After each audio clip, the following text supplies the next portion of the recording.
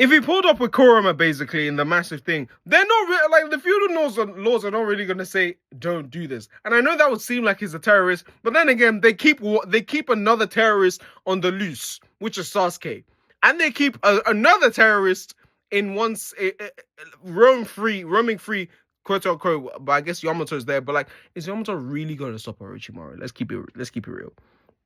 They have 2 terrorists on their payroll, so I don't really care what anyone says about the feudal laws and everything. If Naruto wanted to do something about the Hidden Rain, he could have.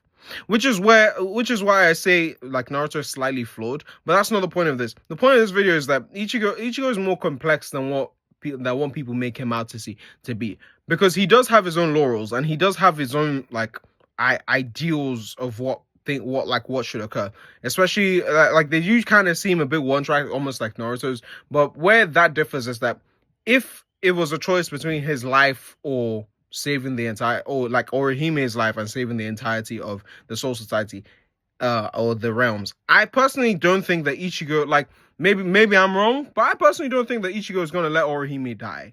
I think he would be willing to sacrifice himself so that everyone else can live.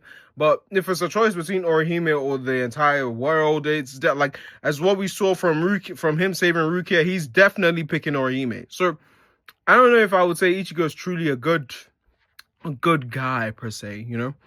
He's not terrible. He's not completely villainous, but like we've seen the tendencies and we've seen the like, you know, plus like his holification and everything.